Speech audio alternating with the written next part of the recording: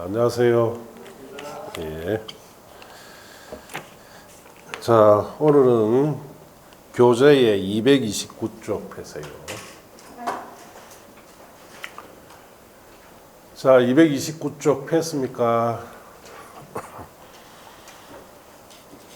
자, 거기에 8번에 도시형 생활주택이라고 되어 있죠. 229쪽 펴세요.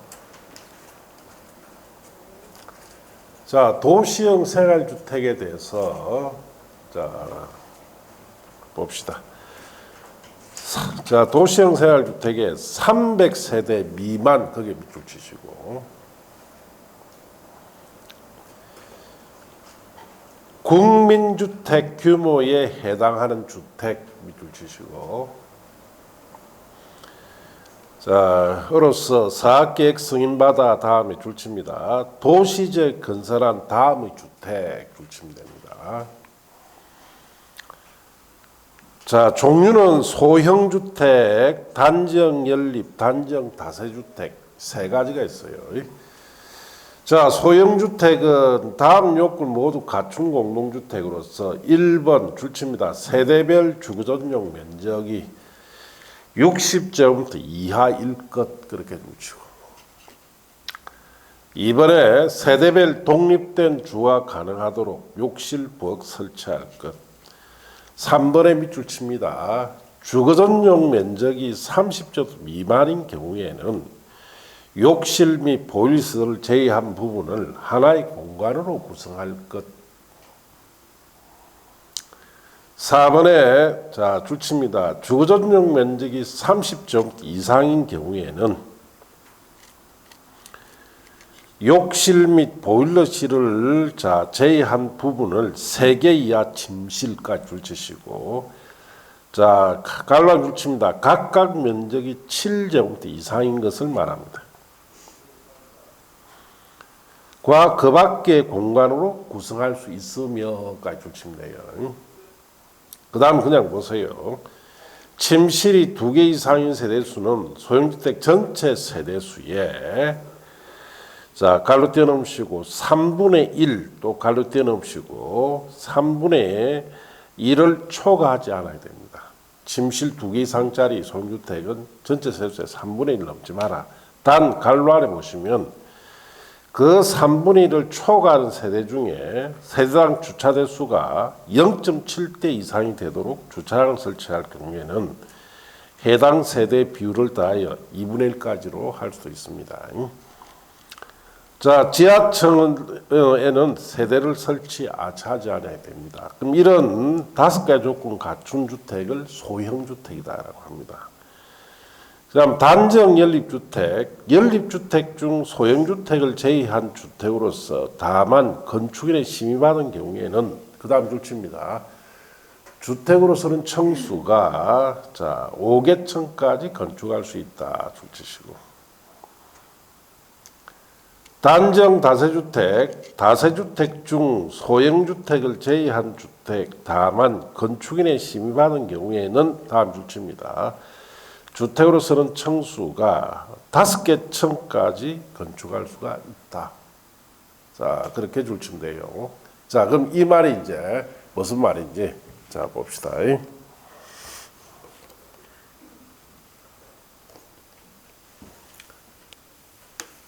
자, 도시형 생활주택이다 라는 것은 한마디로 어떤 주택이냐. 자, 젊은 세대를 위한 저렴한 주택을 말합니다. 자, 나이 든 세대가 아니고 어떤 세대? 젊은 세대를 위한 저렴한 주택. 왜 젊은 세대를 위한 저렴한 주택이 왜 필요하냐? 자, 우리 출산율과 관계가 있습니다. 출산율. 지금 그러니까 작년 2022년도 기준으로 대한민국 출산율이 얼마쯤 될까요? 전 세계에서 가장 낮습니다. 출산율이 0.8입니다. 0.8. 작년 2022년도 기준에 둘이 만나가 하나도 안 낳는다 이 뜻이에요. 자, 그리고 순수 이 출산율에는 외국인이 한국에 와서 출산하는 경우를 다 포함한 거예요. 자, 외국에서 외국인이 한국에 출산하러 많이 들어옵니다. 왜 들어올까요? 병원비가 첫째 삽니다. 외국에는 말도 못하게 비쌉니다. 그 다음에 대한민국만 산후조리원이 있어요. 출산하고 난 이후에. 외국엔 그런 거 없습니다. 그래서 외국에 여기에 출산하러 많이 들어와요. 그러면 그런 거 다 빼보면 실제 한국 사람이 출산하는 것은 0.4밖에 안 됩니다. 심각하죠. 그러니까 출산율이 뭐 애를 안 낳으면 어떤 문제가 생기느냐. 첫째는 여러분이 이제 나중에 좀 젊은 세대, 지금 나이 한참 출산할 나이가 30대죠. 20대, 30대. 이 사람들이 나중에 5, 60대 됐을 때 사회적으로 부양을 받아야 되는데, 자, 부양할 인구가 없어요. 왜? 그 사람들이 난 자식들이 얼마 안 되죠. 그 사람들이, 애들이 나중에 성인이 되어서 세금을 많이 내야 사회적으로 나이 든 사람한테 부양을 해줄 수 있어요. 자, 출산율이 떨어지니까 결국 부양할 인구가 없다. 세금을 내서 부양을 해야 되는데 그게 안 됩니다. 그게 첫째 심각하죠. 그 다음에 더 나아가서는 나라의 존립에 큰 위험이 닥칩니다. 자, 우리 지금 현재 남북 간에 대체돼 있죠. 자, 남북 간에 대체대가 있으니까 국방의 의무를 누가 져야 됩니까? 이제 곧 좀 있으면은 이제 여자도 의무 복무를 할 것 같아요. 지금 외국의 핀란드나 이스라엘 같으면은 여자도 군대 의무를 갖죠. 우리나라도 곧 그렇게 됩니다. 왜? 이제 남자 여자 구분할 수가 없어요. 예? 남자도 애를 낳아야지. 그건 신체적으로 그게 안 돼. 그래서 남자하고 여자하고 복무를 하는데 외국에는 차별이 듭니다. 전쟁터에 총독을 뛰댕기는 건 남자고, 여자가 의무 군대 가는 것은 전부 다 군 행정을 여자들이 하는 거예요. 그리고 핀란드 같은 데는 이제 뭐 탱크나 이런 거 모는 것도 여자들이 하고, 남자들은 그냥 총 들고 앞에 가 뛰댕기고 그거 하고. 물론 차이가 있습니다. 예. 자, 어쨌든 나라가 심각해집니다. 출산율이 저하되니까 이게 문제다는 거예요. 그래서 우리 예를 갑이라는 사람이 35살 남자예요. 을이 32살짜리 처녀입니다. 그래서 둘이 연애를 했다. 그래서 매월 100만 원씩 저축을 합니다. 뭐 때문에 저축합니까? 그리고 집 살려고. 그래서 서울에 34평짜리 아파트, 그래도 국민주택 규모에 해당하는 하나 살락하니까, 자, 얼마냐? 30억. 자, 울산에 그래도 34평짜리 도심에 하나 살라니까 10억. 이 부분은 언제 집을 삽니까? 이 부분은 언제 집을 사요? 자, 100만 원씩 1년 모으면 초래, 10년 모으면 1억 2천, 100년 모으면 12억. 죽고 없네. 도저히 서울에서는 집을 못 사. 예. 울산에 100년 모으면 겨우 사요. 그런데 뭐 나이 135살 죽고 없죠. 자기 세계에 못 산다 이 뜻이에요. 예. 그게 대한민국의 지금 현실이라는 거예요. 자, 그러다 보니까 결국은 혼족들이 생기셔야 합니다. 혼자 살겠다는 거죠. 예. 이제 뭐 결혼은 선택이라는 이야기예요. 그래서 얼려가 묻죠. 감남한테. 너희 집에 너희 아버지 집 몇 개 가지고 있나? 우리 아버지도 전세 산다. 그럼 우리 만나지 말자. 더 이상 정들기 전에 이걸 끝내. 만일에 감남이 집이라도 몇 채 가지고 있는 집안이다 하면은 우리한테 한 채 줄 수 있는지 각서 받아온다. 그래야 니하고 연애해서 결혼할 거 아닌가. 왜? 고생하기 싫다는 이야기예요. 이게 대한민국의 현실입니다. 그러다 보니까 혼자 사는 사람들이 많다 보니까 출산율이 어떻습니까? 곤두박질 치는 거예요. 출산율은 결국은 신혼가정을 꾸밀 수 있는 여력이 되느냐 안 되느냐 여기에 직결되어 있습니다. 자, 그러다 보니까 나라에서는 지금 신경 쓰고 있죠. 출산율을 올려야 됩니다. 요 며칠 전에 일본도 출산율이 지금 떨어지고 있어요. 그래도 우리나라보다 낮습니다, 출산율이. 그런데 일본에서는 요번에 발표했죠. 자식 3명만 낳으면 이 3명은 자, 초등학교부터 시작해서 대학교까지 모든 거 공짜로 다 해주겠다. 예.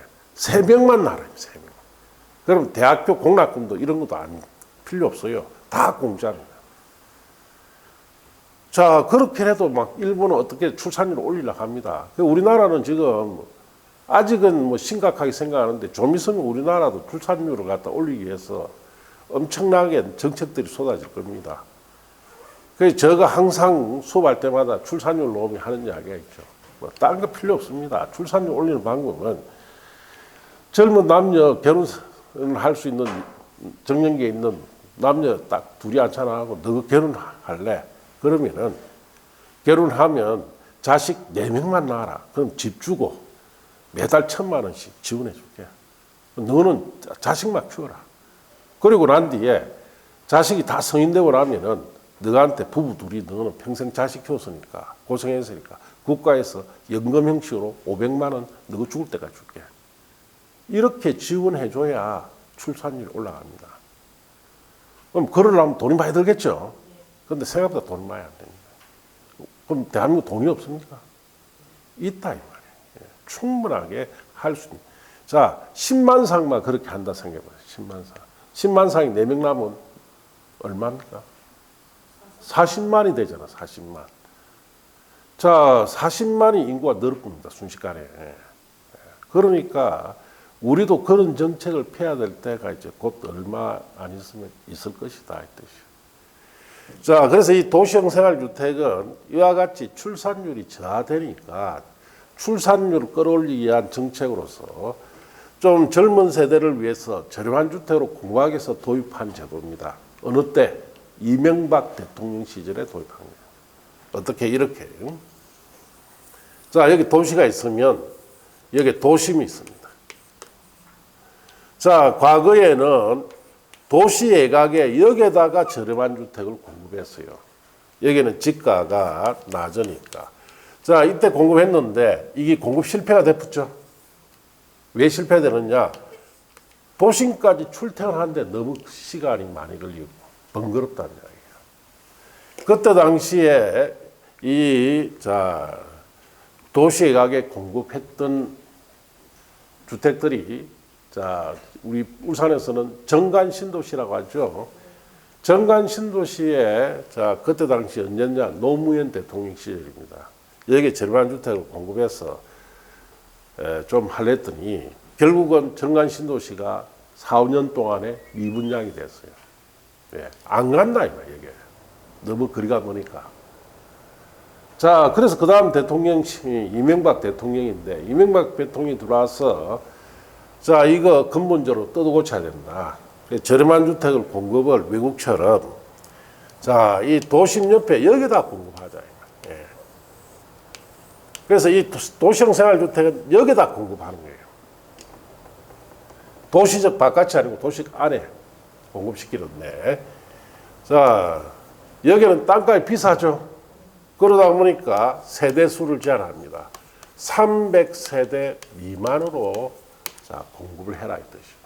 땅값이 여기는 비싸기 때문에. 그리고 자, 규모는 국민주택 규모 이하가 되도록 해서 자, 그다음에 세대 수를 될 수 있으면 많이 넣자. 세대수 많이 넣기 위해서 자 주거 전용 면적이 소형 주택 같은 경우에는 최대 크기가 60제곱미터 이하까지 들어갈 수 있도록. 60제곱미터 같으면 평수로 몇 평입니까? 아파트 분양 평수로 24평짜리예요. 자, 소형주 최대 24평짜리를 공급시키고, 자, 그 다음에 단지형, 자, 연립주택이나 다세대 주택 같은 경우에는, 자, 원래는 이건 4개층밖에 못 올려요. 주택으로 쓰는 부분을. 주택으로 쓰는 부분을 다 5개 층까지 넣을 수 있도록 이렇게 해서 가격을 자, 낮춘 주택을 뭐라 부른다? 도시형생활주택이란다. 이런 취지로 만들어 놓은 거예요. 자, 그런데 이 도시형생활주택은 이명박 대통령 시절에 도입할 때는 소형이라 안 했고 원룸형이다라고 했어요. 그래서 이때 전국적으로 원룸이 어마어마하게 공급됐죠. 결국 원룸형 공급하니까 원룸형 결국은 혼족을 만들어내는데 1등 공신된 거예요. 젊은 사람들에게 신혼가전을 꾸밀 수 있도록 도입한 주택제도가 자 원룸이라는 걸 너무 지나치게 공부 많이 하다가 보니까 결국은 결혼 안 하고 혼자 살더라. 그래서 문재인 정부에서는 원룸형을 없애버립니다. 없애버리고 소형주택 개념을 도입해요. 그래서 이 소형주택 같은 경우에는 주전용 면적 30제곱미터 미만일 때, 자, 이럴 때는 욕실, 보일러를 제외한 하나의 공간으로 원룸형처럼 공급하고, 주전용 면적이 30제곱미터 이상일 때는 욕실, 보일러를 제외한 부분에, 자, 3개 이하의 뭐가 들어가도록? 침실이 들어갑니다. 이 침실은 크기가 7제곱미터짜리예요. 그럼 2평짜리 방이다 이 뜻이에요. 자, 이렇게 문재인 정부 시절에 이 소형주택이라는 걸 도입합니다. 그래서 자 30제곱미터 같으면 예를 들어서 10평이 33제곱미터면 딱 10평이죠. 여기에 한번 생각해 보세요. 침실 3개. 그러면 7제곱미터니까 2평짜리 방이에요. 2평짜리 방 3개. 그러면 6개, 6평. 4평 있죠?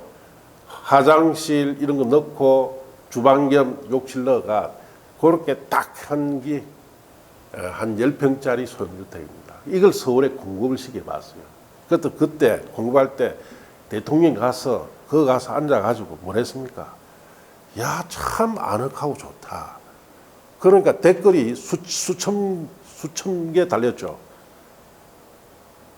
네가 살아봐라. 퇴직하고 났는데 네 그게 10평짜리 살아라. 그 말 한마디 하다가 욕 태바지가 넘었어요. 그 사람 사는 곳입니까? 사람 사는 거 아니에요. 이게. 주거 환경은 엉망이죠. 너무 쪼매나네. 예. 그럼 2평짜리 방에 뭐 가구 들어갑니까? 아무것도 못 들어가요. 그거 뭐만 해라는 뜻이에요. 2평짜리 방에. 그 잠만 자라. 예. 그래서 알부함만 해라 이 뜻이에요. 말도 안 되는 그런 취지의 주택을 만들어 놨고 이게 아늑하니 뭐니 하다가 욕 태바지가 넘었죠. 그래서 현 정부 와서 이걸 수정합니다. 그래서 10평짜리 소형주택 서울에 공급시키라는 거 있죠. 아무도 안 들어오니까 10평을 합쳐려요. 지금. 합친 작업을. 그래서 20몇 평짜리로 공급을 수정하게 됩니다. 자, 그래서 이게 도시형생활주택이라는 것이 처음에 도입은 취지는 좋았지만은 결국은 이 도시형생활주택도 실패한 주택정책이다. 그렇게 하시면 돼요. 그러면 여기에 있는 단지형 연립이나 다세대 공급을 많이 하면 안 되느냐? 이거는 가격을 다운시키기 때문에 이 단지형 연립이나 다세주택의 자재는 보통 C급 아니면 D급을 써놨습니다. 너무 가치 없이 보이니까 여기 간다 안 간다? 안 간. 재산적 가치 하나도 없습니다. 예. 자, 그래서 어떻게 보면은 도시형생활주택이라는 것은 뭐 실패한 주택 정책이다 그렇게 하시면 돼요. 자, 그렇게 하시고 그 다음 페이지 가시면 세대 구분형 공동주택이라고 되어 있죠. 자, 이는 어떤 주택인지 봅시다. 공동주택 내부 공간 일부를 세대별로 구분하여 생활이 가능한 구조로 하되, 자, 줄칩니다. 그 구분된 공간 일부를 구분 소유할 수 없는 주택, 그게 줄치시고. 대통령령으로 정하는 다음의 건설 기준, 설치 기준, 면적 기준 등에 적합한 주택으로서, 자, 박스 안에 세대구역 공동주택 종류가 두 가지입니다. 동그라미 1번에 보시면은 사업계획 승인받아 건설한 공동주택의 경우라 되어 있죠. 그 옆에 씁니다. 아파트라고 쓰시고. 아파트의 세대 구분을 넣을 수 있는 기준이 네 가지. 자, 동그라미 2번에 가시면 공동주택 관리법에 따른 행위 허가 받거나 신고하고 설치하는 공동주택이란 말 옆에 씁니다. 다세대 주택, 흔히 빌라 같은 걸 말합니다. 다세대 주택. 그래서 아파트에 넣을 수 있는 세대 구분은 공동주택 건설 기준과 다세대 주택에 넣을 수 있는 건설 기준이 있습니다. 자, 그래서 이 세대 구분형이라는 것은 울산광역시에서는 못 봅니다, 이거. 이것도 수요가 별로 없어요. 자, 요렇게 생겼어요. 제가 가본 데는 48평형을 갔어요. 이게 한 세대입니다, 한 세대라. 자, 여기에 이제 계단실 있고 엘리베이터가 있죠. 자, 거기 들어가보면 양쪽에 현관문이 있고, 요렇게 딱 들어가면 구분되어 있어요. 여기에 욕실, 부엌, 현관이 따로 돼 있고, 여기도 욕실, 부엌, 현관이 따로 돼 있습니다. 그래서 하나의 세대인데 두 개 이상의 세대가 살 수 있도록 세대를 구분시키는 이런 공동주택을 세대 구분입니다. 그래서 제가 가본 데는 여기가 34평쯤 되고 여기 14평쯤 되는 이런 형태예요. 그래서 뭐 울산광역시에서는 보기 힘듭니다. 이게 이제 이렇게 구분시켜 준 것은 이제 이걸 구입한 사람이 옵션으로 요구하면 이걸 구분시켜 줘요. 이렇게 해서 두 개 이상의 세대가 살 수 있는 공동주택인데, 이 구분된 이 부분을 구분 소유할 수 있다 없다? 없습니다. 구분 소유 안 돼요. 자, 그래서 조건을 보시면은 아파트, 사업계획 승인받아 건설한 공동주택 경우에는 기역, 니은, 뒷걸, 리을, 자, 네 가지 기준이 있습니다. 기역에는 세대별로 구분된 각각의 공간마다 별도 욕실, 부엌, 현관 설치됩니다.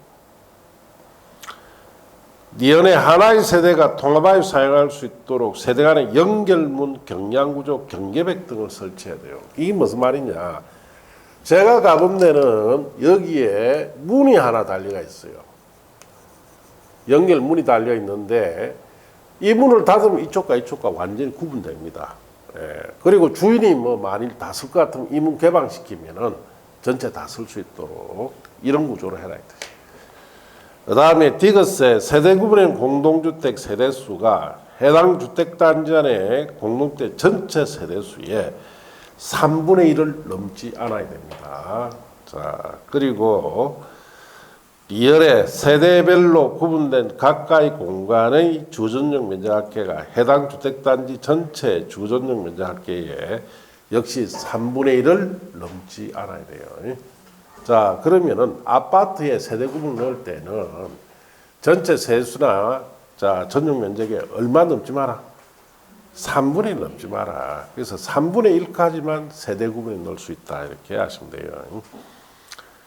자, 동그라미 이번에 공동주택 관리법에 따른 행위 허가를 받거나 신고하고 설치하는 공동주택. 이 다세주택이라 했죠. 예. 다세주택은 더 보기 힘듭니다. 저도 한 구경하러 가 보려고 온데 알아보니까 대한민국에 설치된 곳이 없습니다. 자, 아파트가 큽니까? 빌라 같은 다세주택 큽니까?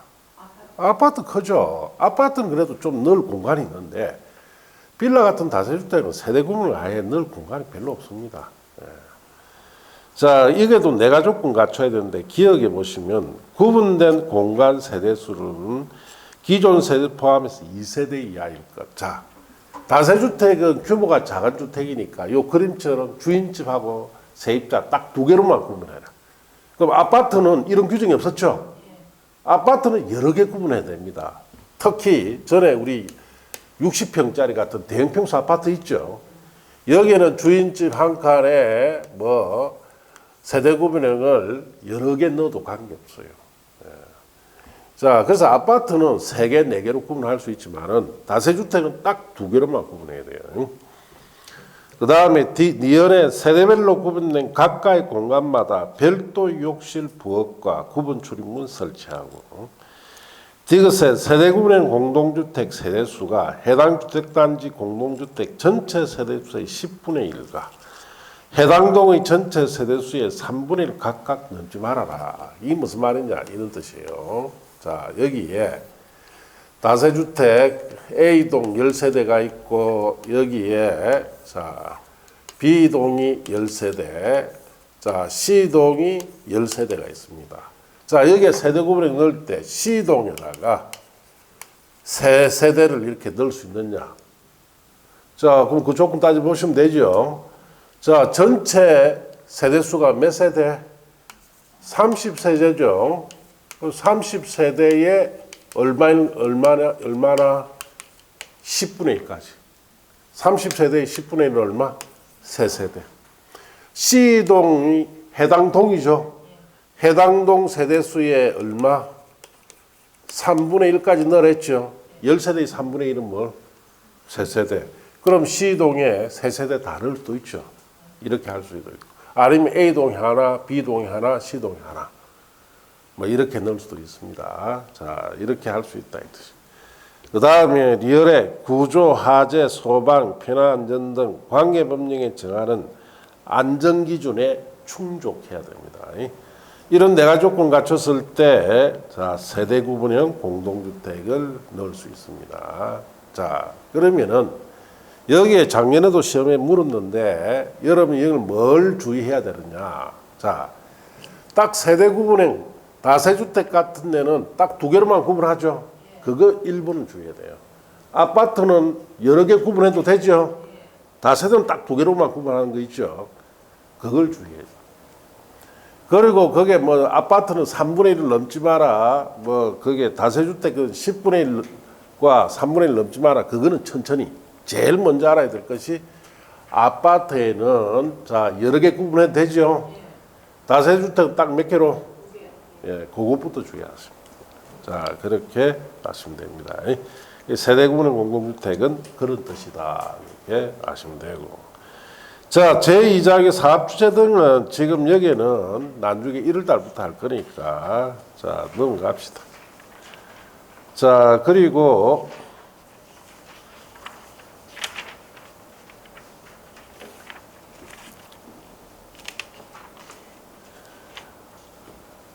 자, 그 다음에 234쪽에 가면 주택 건설이 나오는데, 자, 거기에 235쪽에 보시면 양갈로 1번에 사업계획 승인 대상이라 되어 있죠. 자, 그 부분 합니다. 자,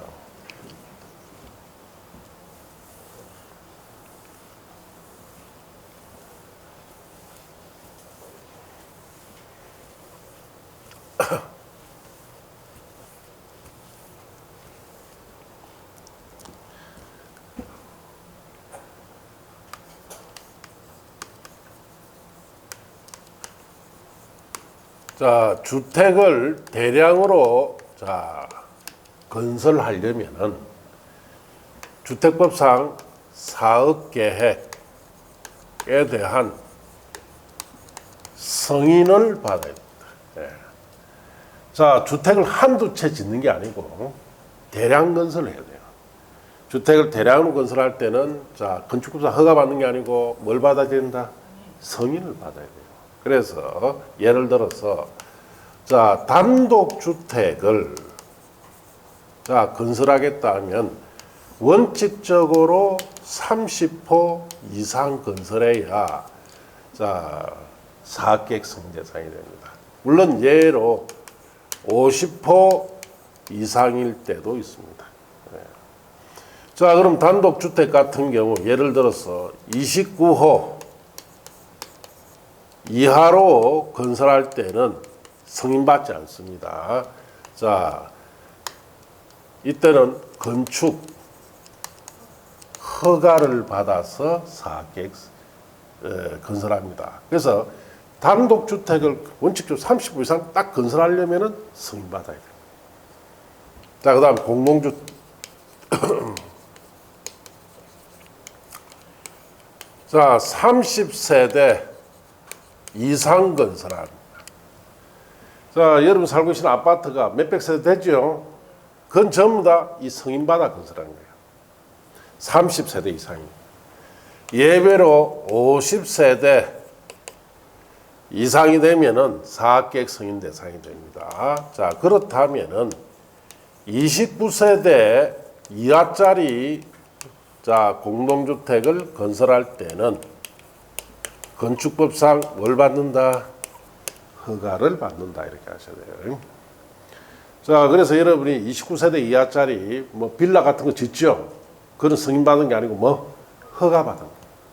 여러분 살면서 아파트가 3세대 이상 되는 아파트를 건설할 때는 뭘 받아야 된다?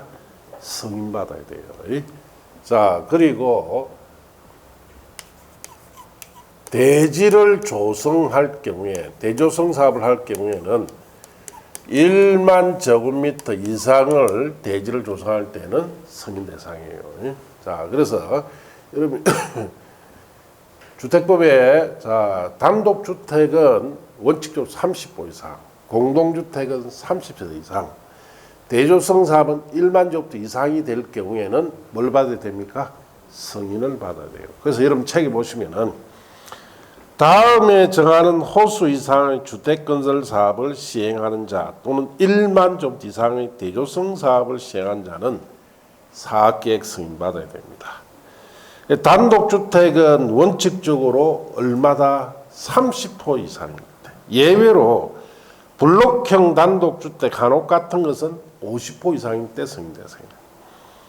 공동주택은 원칙적으로 30세대 이상이 돼야 승인대상이고 예외로 자 그게 진입도로 6m 플러스 전용면적 30m 이상 요건 갖춘 단정 연립이나 단정 다세주택은 50세대 중앙형 개선 사업 시행되는 주택일 경우는 50세대 이상이 돼야 되는데 자 지금은 거기에 있는 세세한 내용은 지금 몰라도 앞으로 배워야 될 내용이고 지금 이제 간단하게 원칙적으로 단독주택은 몇 호 이상일 때 공동주택은 30대 이상이 되면 승인 대상이다. 그렇게 아시면 돼요.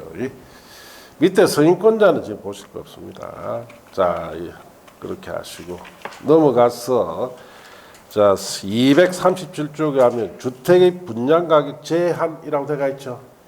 분양가 상한제라고 되어 있죠. 자, 그것부터 또 잠시 쉬었다 합시다.